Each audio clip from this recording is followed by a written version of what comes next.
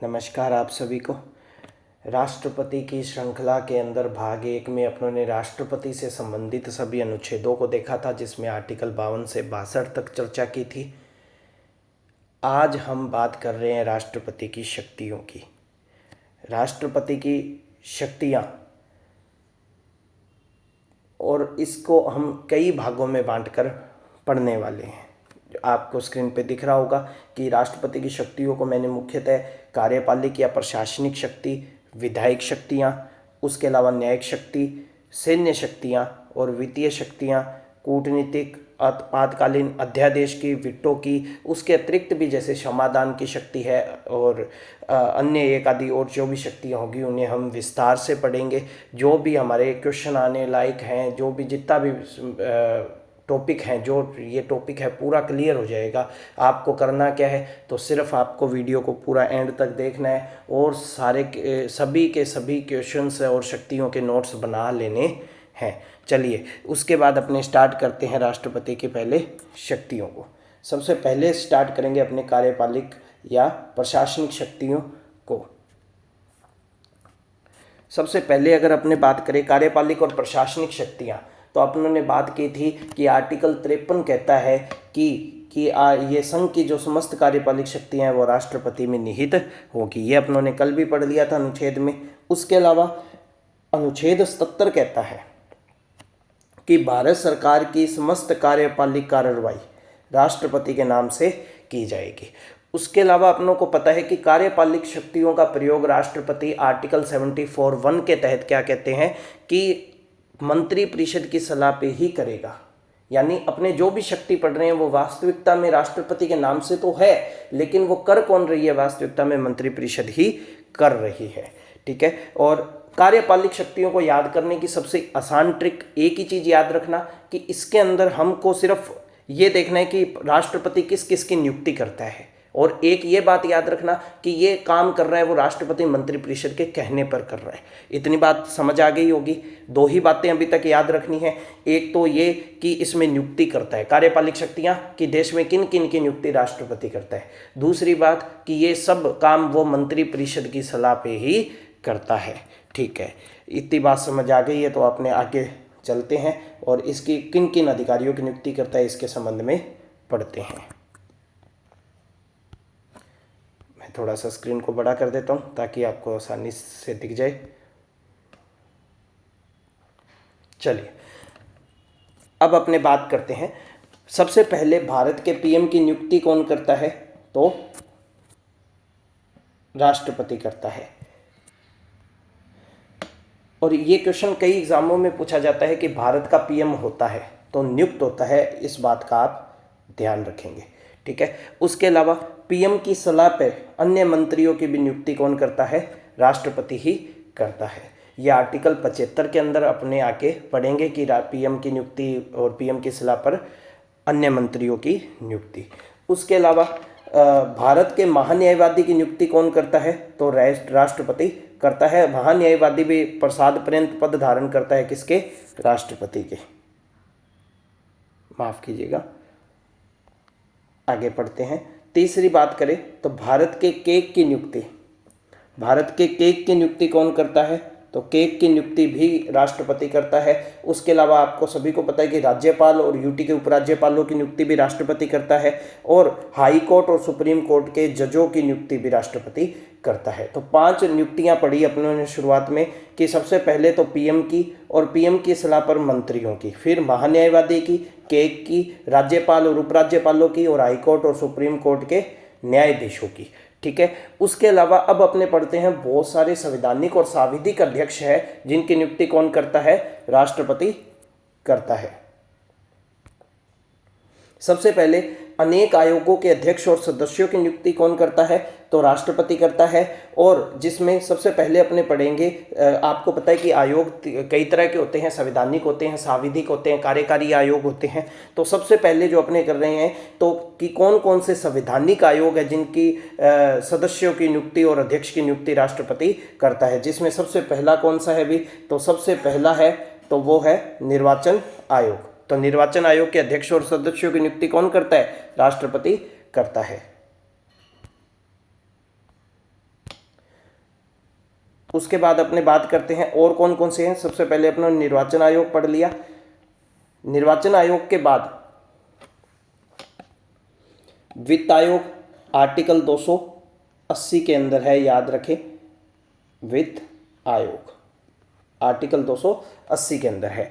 अच्छा, उसके अलावा ये 5 सदस्यीय आयोग होता है, इसमें 1 अध्यक्ष और 4 सदस्य होते हैं। चलिए बाद में पढ़ेंगे अपने वित्त आयोग की क्या संरचना है क्या नहीं, वो आगे की श्रृंखलाओं में देखेंगे। उसके अलावा संघ यूपीएससी के अध्यक्ष और सदस्यों की नियुक्ति कौन करता है, तो ये भी राष्ट्रपति करता है। उसके अलावा राष्ट्रीय SC ST और OBC आयोगों के अध्यक्ष और सदस्यों की नियुक्ति भी कौन करता है, तो यही करता है। अच्छा, तो अपनों ने संवैधानिक आयोग 5 पढ़े। कौन कौन से टिप्स पे कर सकते हैं आप इसको बड़ी आसानी से, कि सबसे पहले अपनों ने कौन सा देखा था, सबसे पहले अपनों ने देखा था निर्वाचन आयोग। उसके बाद देखा अपनों ने संघ लोक सेवा आयोग और SC ST OBC आयोग और वित्त आयोग, ठीक है। उसके अलावा वैधानिक आयोग, संवैधानिक आयोग जिनका उल्लेख संविधान में है, वैधानिक आयोग जो एक्ट द्वारा बने हुए हैं। तो ऐसे कितने हैं, उनके भी संख्या है, तो उनकी संख्या भी 5 है, जिनकी वैधानिक आयोगों की अध्यक्ष और सदस्यों की नियुक्ति कौन करता है, राष्ट्रपति। उसमें सबसे पहले बात करें तो सबसे पहले महिला आयोग, मानवाधिकार आयोग, अल्पसंख्यक आयोग, सूचना आयोग और CVC केंद्रीय सतर्कता आयोग, ठीक है। तो इनमें आप ऐसे याद रख सकते हो, इसकी एक ट्रिक है कि महिला और अल्पसंख्यकों के मानवाधिकार की सूचना केंद्रीय सतर्कता आयोग के पास गई। तो इसको इस तरह आप याद कर सकते हो, महिला और अल्पसंख्यकों के मानवाधिकार की सूचना केंद्रीय सतर्कता आयोग के पास गई। इससे आप आसानी से इस चीज को याद कर सकते हो। उसके अलावा अंतर्राज्यीय परिषद के जो सदस्य होते हैं उनकी नियुक्ति भी कौन करता है, तो राष्ट्रपति करता है। उसके अलावा SC ST क्षेत्र घोषित करना होता है, तो कौन करता है, तो 342 के तहत ST क्षेत्र को परिभाषित किया गया है 366(25) के अंदर, और 342 में ये कहा गया है कि 300 ST कौन होंगे, ST वो होंगे जिनको राष्ट्रपति द्वारा सार्वजनिक अधिसूचना में अधिसूचित किया गया हो, ठीक है। तो SC ST क्षेत्र की घोषणा कौन करता है, तो राष्ट्रपति की कार्यपालिक शक्ति है ये। प्रधानमंत्री केंद्र के प्रशासनिक कार्यों और विधायकों के प्रस्तावों की जानकारी राष्ट्रपति को मांगता है, तो उसको देता है, ठीक है। तो इसको भी एक राष्ट्रपति की क्या है, कार्यपालिक शक्ति है, ठीक है। इसी के साथ अपनी राष्ट्रपति की कार्यपालिक शक्ति होगी। राष्ट्रपति की कार्यपालिक शक्तियों में सिर्फ इतना याद रखना है, 2 बातें हैं कि पहली तो इन सब शक्तियों का प्रयोग मंत्रिपरिषद की सलाह पे होगा, दूसरी नियुक्ति करता है इसमें। फिर अपने ने देखा 5 चीज़ों की नियुक्ति करता है, महान्यायवादी हो गया, केग हो गया, PM की हो गई, PM के मंत्रियों की सदस्यों की हो गई, हाई कोर्ट और सुप्रीम कोर्ट के जजों की हो गई। उसके बाद अनेक संवैधानिक, सांविधिक और जो अन्य 2 बातें और पड़ी कि ST ST क्षेत्र की घोषित करना और सूचना मांगने, प्रस्तावों की जानकारी मांग सकता है, ठीक है। उसके बाद अपने बात करते हैं राष्ट्रपति की विधायी शक्ति की। दूसरी शक्ति कौन सी थी, कार्यपालिक शक्ति हो चुकी है। इसमें बात करते हैं राष्ट्रपति की विधायी शक्ति, ठीक है। अब अगर मैं बात करूं राष्ट्रपति की विधायी शक्ति के बारे में, तो विधायी शक्ति का मतलब है कि कानून से निर्माण से संबंधित उसकी क्या शक्ति होती है, या विधायिका संसद से संबंधित उसकी क्या शक्ति होती है। पहली बात तो राष्ट्रपति स्वयं संसद का अंग होता है। आपको पता है संसद के 2 अंग होते हैं, 3 अंग होते हैं और 2 सदन होते हैं। और उसके बाद अपने बात करें तो राष्ट्रपति कि सबसे पहली विधायी शक्तियों में, अगर अपने आर्टिकल्स में बात करें, संविधान में लिखी हुई है, तो सबसे पहले बात करें तो आर्टिकल 85। आर्टिकल 85 क्या कहता है, संसद के सत्रों को आहूत और सत्रावसान, यानी संसद के सत्रों की शुरुआत और समाप्ति दोनों ही कौन करता है, राष्ट्रपति करता है। यह आर्टिकल 85 के अंदर लिखा हुआ है। उसके अलावा अपने अगर बात करें तो दूसरी शक्ति कौन सी है, दूसरी शक्ति है आर्टिकल 108 के अंदर है संयुक्त बैठक। संयुक्त बैठक ऑस्ट्रेलिया से ली गई है, और दोनों सदनों की में गतिरोध उत्पन्न होने पर राष्ट्रपति को ये पावर होती है कि वो उसकी संयुक्त बैठक बुला सकता है। उसके बाद अपने बात करते हैं राष्ट्रपति राज्यसभा में 12 सदस्यों को क्या करता है, नामांकित करता है। तो 12 सदस्य हैं, ये किस में लिखा हुआ है, भारतीय संविधान के आर्टिकल 80 में लिखा हुआ है कि 12 सदस्यों को क्या करेगा, मनोनीत करेगा। उसके बाद राष्ट्रपति लोकसभा के कार्यकाल से पहले ही क्या कर सकता है, भंग कर सकता है, ये उसकी क्या है, विधायी शक्ति है। चलिए उसके बाद अपने बात करते हैं राष्ट्रपति पहले की शक्ति है। ये आर्टिकल 331 कहता है भारतीय संविधान का कि लोकसभा में 2 आंग्ल भारतीय मनोनीत करता था राष्ट्रपति। लेकिन 104वां संविधान संशोधन कब हुआ था, तो 2020 के अंदर हुआ था। ये कब हुआ था, 2020 के अंदर हुआ था। इसके तहत क्या हुआ, 331 में जो आंग्ल भारतीय मनोनीत करने की शक्ति थी इसको समाप्त कर दिया गया। उसके बाद अगर अपने बात करें कि आर्टिकल 91 और 95 भी क्या है, राष्ट्रपति की शक्तियां हैं। आर्टिकल 91 क्या कहता है, तो राज्यसभा का सभापति और उपसभापति दोनों ही नहीं है, तो फिर राष्ट्रपति, आपको पता है कि राष्ट्रपति अगर पद पे नहीं है तो उसकी कार्यभार कौन संभालता है, आर्टिकल 65 कहता है कि उपराष्ट्रपति संभालता है। ठीक है, और आपको पता है यदि सभापति नहीं है और उपसभापति नहीं है, दोनों ही नहीं है, और सदन की कार्यवाही चलानी है तो दोनों पद रिक्त है। ठीक है, तो फिर कौन, राष्ट्रपति को ये पावर होती है कि वो अस्थायी अध्यक्ष नियुक्त कर सकता है राज्यसभा में। ठीक है, और तो इस शक्ति को कहते हैं, आर्टिकल 91 में है कि राज्यसभा का अस्थायी अध्यक्ष नियुक्त करने की शक्ति। उसके अलावा अगर अपने बात करें तो लोकसभा में यही शक्ति किसके पास है, यही शक्ति राष्ट्रपति के पास है कि अध्यक्ष और उपाध्यक्ष दोनों ही नहीं हो तो फिर क्या कर सकता है, राष्ट्रपति लोकसभा में अस्थायी अध्यक्ष की नियुक्ति कर सकता है। ये आर्टिकल 95 भारत का संविधान का अनुच्छेद कहता है। उसके बाद बात करते हैं कि प्रत्येक आम चुनावों के बाद सरकार के प्रथम सत्र, ये आर्टिकल 87 के अंदर है भी अन्य विधायी शक्ति है। सबसे पहले अपनों ने आर्टिकल 85 संसद के सत्र का आहूत और 17वां आर्टिकल 80 राज्यसभा में 12 सदस्यों को मनोनीत करना। ठीक है, लोकसभा को पहले ही भंग कर देना। आर्टिकल 91, आर्टिकल 108, आर्टिकल 95, ये सब शक्तियां पड़ी। अब आर्टिकल 87 में क्या है, आर्टिकल 87 में लिखा हुआ है कि राष्ट्रपति विशेष अभिभाषण दे सकता है। सरकार कब देता है, तो आम चुनावों के बाद सरकार के प्रथम सत्र और प्रत्येक वर्ष प्रथम सत्र के आरंभ में देता है। उसके बाद सांसदों की अयोग्यता का निर्धारण राष्ट्रपति चुनाव आयोग की सलाह पे करता है। यह आर्टिकल कौन सा है भाई, ये आर्टिकल 103 में लिखा है। सांसदों की अयोग्यता का निर्धारण कौन करता है, राष्ट्रपति करता है और चुनाव आयोग की सलाह पे करता है, ये उसकी विधायी शक्ति है। उसके अलावा राष्ट्रपति कुछ विधेयकों पर पूर्व अनुमति देता है। आपको पता है कुछ विधेयक ऐसे होते हैं जिसपे राष्ट्रपति की पूर्व अनुमति चाहिए होती है, फिर ही वो संसद में पेश होते हैं। तो ऐसे कौन कौन से विधेयक है, तो अपने बात करते हैं जैसे आर्टिकल 3 के अंदर नए राज्य के गठन और नाम परिवर्तन संबंधी विधेयक, धन विधेयक, ऐसे विधेयक जो भारत की संचित निधि से व्यय करना पड़े, ऐसे विधेयक जो कि व्यापार वाणिज्य की स्वतंत्रता को प्रभावित करते हो, आर्टिकल 304। तो इन सभी में किसकी पूर्व अनुमति चाहिए होती है, तो राष्ट्रपति की पूर्व अनुमति चाहिए होती है। चलिए उसके बाद अगर अपने बात करें तो आर्टिकल 86 संसद को संदेश भेज सकता है। तो ये भी राष्ट्रपति की क्या है, एक विधायी शक्ति है कि वो संसद को कोई भी संदेश भेजना चाहे तो भेज सकता है। संसद में पारित विधेयक राष्ट्रपति के हस्ताक्षर के बाद ही कानून बनते हैं, ये अपने सभी को पता है।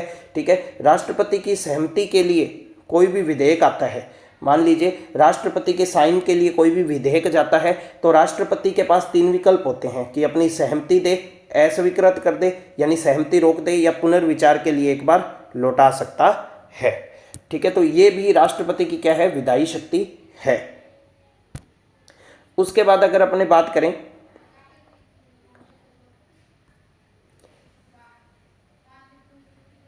अच्छा, एक चीज और देखें कि वो पुनर्विचार के लिए लौटा सकता है। अपनों ने अभी पढ़ा कि पुनर्विचार के लिए राष्ट्रपति किसी भी विधेयक को लौटा सकता है, धन विधेयक या संविधान संशोधन विधेयक को नहीं लौटा सकता। ठीक है, ये बात तो अपनों को पता है, पुनर्विचार के लिए लौटा सकता है।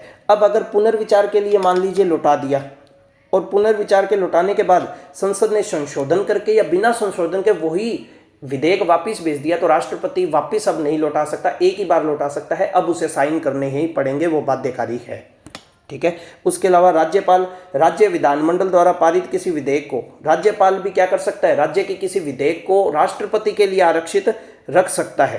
ठीक है, और अनेक बार पुनर्विचार के लिए लौटा सकता है, जबकि संसद के विधेयक को एक ही बार और राज्य द्वारा कोई आरक्षित विधेयक है उसको पुनर्विचार के लिए कितनी भी बार लौटा सकता है। उसके बाद अपने बात करते हैं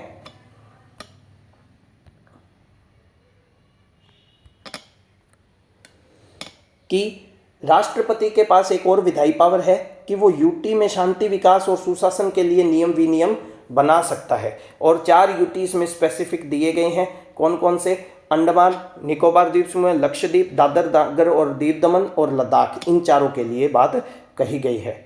उसके बाद अपने बात करते हैं कि राष्ट्रपति क्या कर सकता है। राष्ट्रपति कुछ प्रतिवेदनों को संसद के समक्ष रखता है। अपनों ने अभी पढ़ा था कि राष्ट्रपति कुछ विधेयकों पर पूर्ण अनुमति देता है, वो अलग चीज़ है। ये कह रहा है कि राष्ट्रपति निम्न प्रतिवेदनों को संसद के समक्ष, ये राष्ट्रपति रखता है संसद में। क्यों रखता है? क्योंकि ये जो ये बिल होते हैं, जो भी ये प्रतिवेदन होते हैं, उनकी अनुशंसाएं पहले राष्ट्रपति को सौंपी जाती है और राष्ट्रपति फिर इसे संसद के आगे रखता है। तो ऐसे कौन कौन से विधेयक हैं, तो उनकी बात करते हैं। सबसे पहले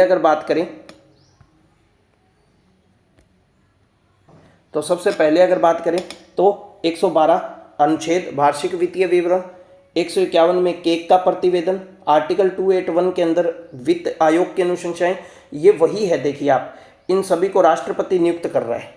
इन सभी को कौन नियुक्त कर रहा था? राष्ट्रपति नियुक्त कर रहा था। आपने देखा था ना, संवैधानिक आयोगों की कार्यपालिक शक्ति थी राष्ट्रपति की कि वो इन्हीं सभी के जो अध्यक्ष और सदस्यों की नियुक्ति करता है। तो ये इनकी नियुक्ति जब राष्ट्रपति कर रहा है तो ये अपनी अनुशंसाएं भी राष्ट्रपति को सौंपते हैं। कौन कौन? वित्त आयोग, केग, यूपीएससी आर्टिकल 323 में है, ओबीसी आयोग का प्रतिवेदन 340 में, एससी आयोग का प्रतिवेदन 338 में है और एसटी आयोग का प्रतिवेदन 338 कै में है। तो इस तरह ये प्रतिवेदन है पहले राष्ट्रपति को सौंपे जाते हैं और फिर राष्ट्रपति इन्हें संसद के पटल पर रखता है। उसके बाद ये विधायी और कार्यपालिक दोनों शक्तियां पूरी हो गई है राष्ट्रपति की।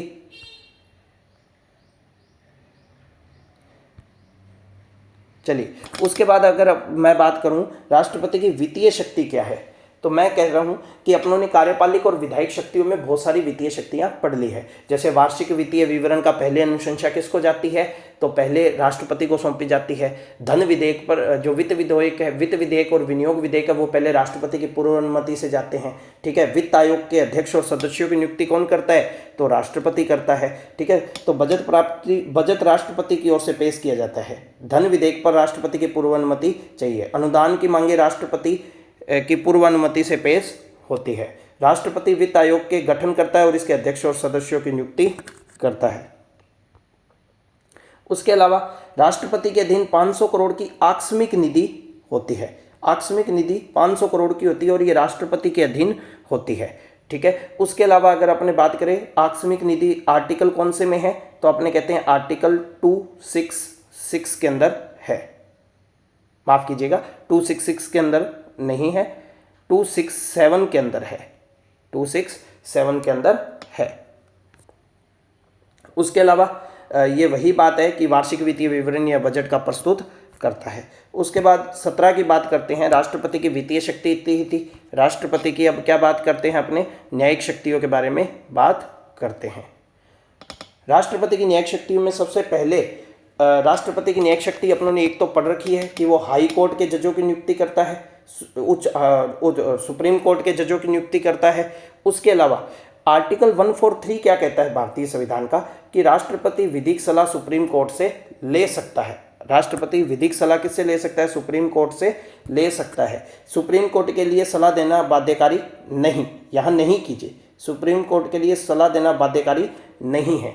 अच्छा, सलाह किस बात की लेगा, तो 2 विषय पे ले सकता है, या तो विधि का प्रश्न हो, किसका प्रश्न हो, विधि का, या फिर तथ्य का प्रश्न हो। किसका प्रश्न हो, तथ्य का प्रश्न हो। तथ्य का प्रश्न हो तो सुप्रीम कोर्ट सलाह देने हेतु बाध्यकारी नहीं है। राष्ट्रपति मनाने हेतु बाध्य नहीं है। राष्ट्रपति मान्य हेतु बाध्य नहीं है, ना तो वो बाध्य है देने के लिए, ना राष्ट्रपति मान्य हेतु बाध्य है। तो फिर सुप्रीम कोर्ट हाँ एक चीज के लिए बाध्य है, यदि संविधान पूर्व की कोई बात हो, संधि या समझौते से संबंधित सलाह हो, उसके लिए राष्ट्रपति बाध्य है कि वो सलाह देगा। उसके अलावा न्यायिक शक्तियों में और क्या है, तो राष्ट्रपति की जो क्षमादान की शक्ति है वो भी किस में है, वो भी राष्ट्रपति की न्यायिक शक्तियों में है। तो उच्चतम हाई कोर्ट के जजों की नियुक्ति, सुप्रीम कोर्ट की विधिक सलाह और राष्ट्रपति की क्षमादान शक्ति, ये सब क्या है, राष्ट्रपति की शक्तियां हैं, न्यायिक शक्तियां है। उसके अलावा राष्ट्रपति की अपने बात करें तो कूटनीतिक शक्तियां।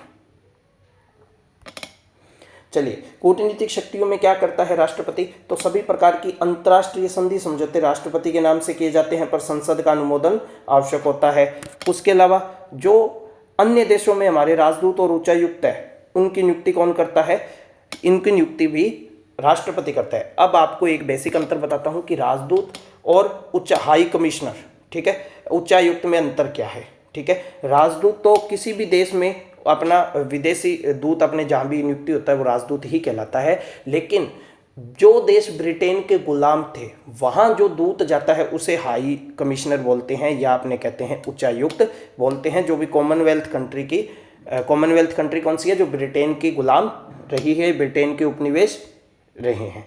उसके अलावा अन्य देशों से भारत आने वाले जो उच्चायुक्त है उनका क्या करता है, स्वागत करता है, अपने वालों की नियुक्ति करता है विदेशों में, और बाहर से जो अपने देशों में आए हैं उनका क्या करता है, स्वागत करता है। ये राष्ट्रपति की कूटनीतिक शक्तियां थी।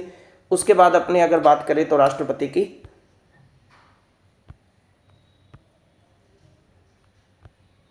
एक सेकंड मैं इसको बड़ा कर देता हूं ताकि दिक्कत ना हो देखने में आपको।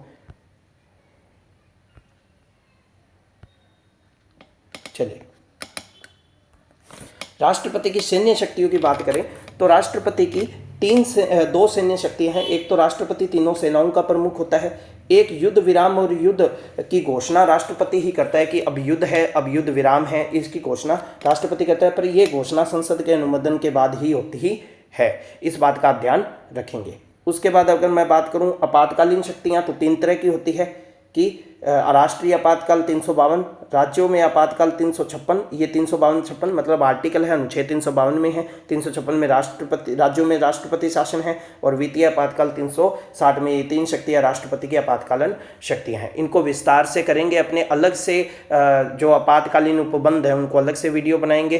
तो आज अपनों ने राष्ट्रपति की बहुत सारी महत्वपूर्ण शक्तियाँ देखी। अभी भी राष्ट्रपति की क्षमादान की शक्ति, वीटो की शक्ति, अध्यादेश जारी करने की शक्तियाँ बाकी है, वो अपने आगे की क्लासेस में करेंगे। उम्मीद है कि आपको समझ आया होगा और आप अच्छे से नोट्स बनाकर अपनी तैयारी को सुचारू करेंगे। जो भी कंटेंट बनाया गया है वो मेरे द्वारा NCERT, RBSC और अन्य जो भी प्रमाणिक पुस्तकें हैं उनसे संग्रहित करके बनाया गया है। आपको कहीं भी इधर उधर भटकने की आवश्यकता नहीं है। ये कंटेंट सफिशिएंट है और पर्याप्त है आपके लिए। तो आप उम्मीद है, आशा करता हूँ कि आप अच्छे से नोट्स बनाकर पढ़ाई को जारी रखेंगे। धन्यवाद।